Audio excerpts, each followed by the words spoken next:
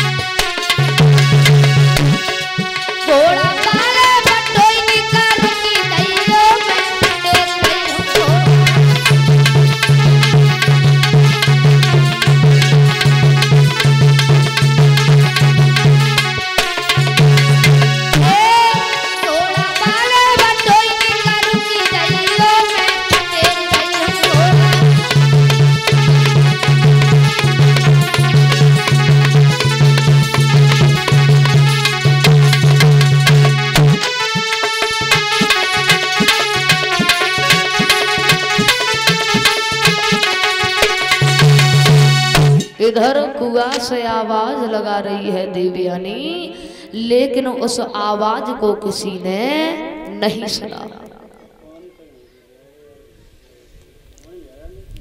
तब तक महाराज यात ने देखा कि हमें ये मालूम पड़ रहा है सुकुआ से आवाज आ रही है। तो महाराज ने उस सुकुआ के पास में पहुंचे तो क्या देखा, एक नौजवान लड़की पड़ी हुई है। महाराज ने उसने अपने दुपट्टा को सुकुआ में डाला और देवयानी को खींच लिया। देवयानी कुआ की पार पर खड़ी हो गई। महाराज याद पूछने लगे हैं, आप कहाँ की हो, कहाँ से आई हो, और भला इस कुआ में कैसे गिर गई? बोली, महाराज मैं शुक्राचार्य की लड़की हूँ, हमारी सहेलियां हमें इस कुआ में धकेल करके चली गई और आज 2 दिन हो गए हम उस कुआ में पड़ी हैं, लेकिन किसी ने भी नहीं सुना। महाराज याद कहने लगे, शुक्राचार्य तो बड़े अच्छे हैं, उनसे जाकर के नमस्ते कह देना। देवयानी कहने लगी, महाराज ये बताओ आप कहाँ से आए हो, कौन हो, कहाँ रहते हो? महाराज याद कहने लगे, तुम्हें उससे क्या लेना देना है? अरे मैं कहीं भी रहता हूँ, उससे आपको क्या है? बोली है देवयानी, अरे लो कुआ से खींच रे, अरे सुनियो मेरे छत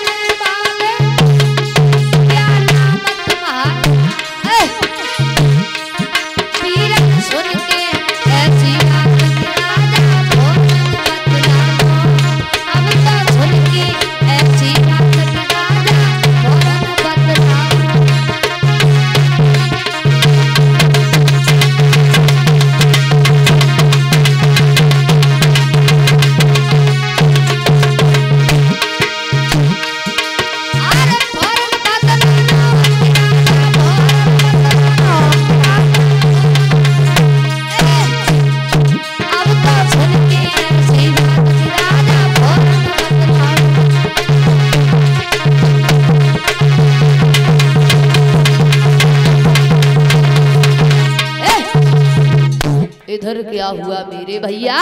जो ये वचन देवयानी के सुने हैं महाराज याद कहने लगे, उससे क्या मतलब है, जाओ घर अपने, मैंने तुम्हें कुआं से निकाल दिया, अब जाओ। अब इधर देवयानी हाथ जोड़ करके कहने लगी, महाराज आपने हमें कुआं से बाहर निकाला है तो हमारा धर्म बनता है कि हम अपना विवाह आपके साथ में करूं, क्योंकि आपने हमारी कलाई को पकड़ा है, हमारा यही धर्म है कि हम आपके साथ में शादी करें। और देवयानी बोली है, महाराज कि कुआं से हमें निकालो है, मेरी आत्मा में गई कलाई है,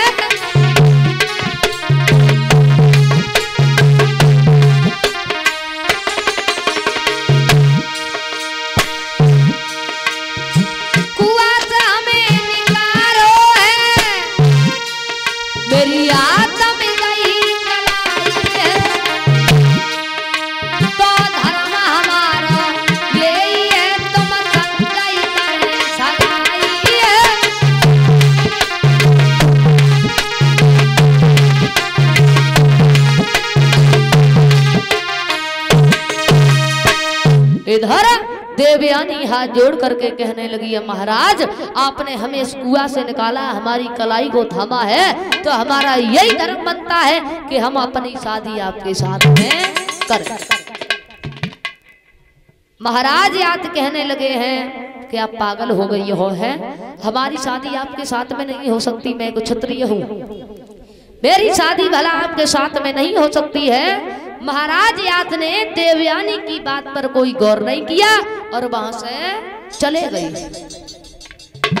जब वहां से चले तो देवयानी कहने लगी, महाराज आप जा तो रहे हो, जाओ, लेकिन जब आप हमारे दिल से निकल करके जाओगे तब हम तुम्हें पहचानेंगे।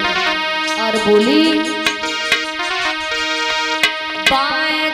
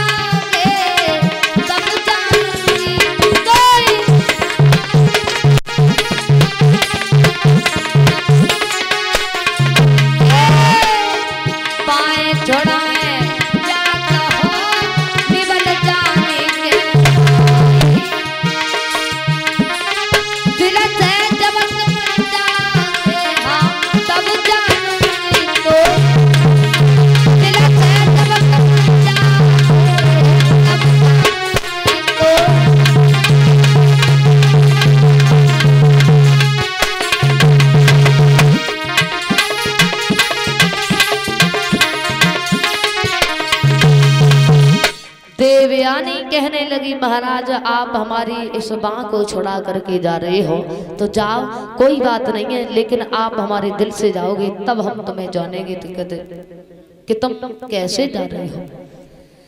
महाराज आते वहां से चले गए। देवयानी जब घर पे पहुंची है, शुक्राचार्य ने पूछा है देवयानी ये बताओ पूरी रात तुम कहाँ रही? पूरी रात हो गई है। देवयानी कहने लगी पिताजी शर्मिष्ठा हम सब सहेलियों के साथ में जब तालाब पर स्नान करने के लिए गई तो शर्मिष्ठा हमें कुआं में धकेल करके चली आई और इसने आपसे बहुत अपशब्द बोले हैं आपके बारे में। इसने ये भी कहा कि तू भिखमंगा की लड़की है और मेरे लायक नहीं है। तेरा पिता हमारे पिता के दरबार में कुत्ता कौआ की भांति आस लगा करके बैठता है। जो ये बात शुक्राचार्य ने सुनी तो ये शुक्राचार्य को बात सहन नहीं हुई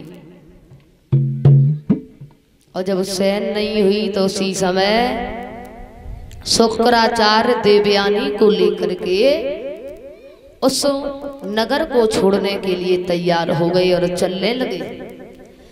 इधर बृहस्पतिवार ने सुना कि गुरु शुक्राचार्य जी हमारे नगर को छोड़ करके जा रहे हैं तो बृहस्पतिवार एकदम से भागा और हाथ जोड़ करके कहने लगा गुरुदेव अगर आप चले गए तो हम आपके बगैर चंदा नहीं बचेंगे। शुक्राचार्य कहने लगे हैं बृहस्पतिवार आपकी लड़की ने जो शब्द हमसे कहे हैं, जो शब्द हमारी पुत्री से बोले हमारे बारे में वो हमें सहन नहीं हो रहे, हम आपको नगर को छोड़ करके जा रहे हैं। तो उसी समय हाथ जोड़ करके बृहस्पतिवार बोला है सुनो महाराज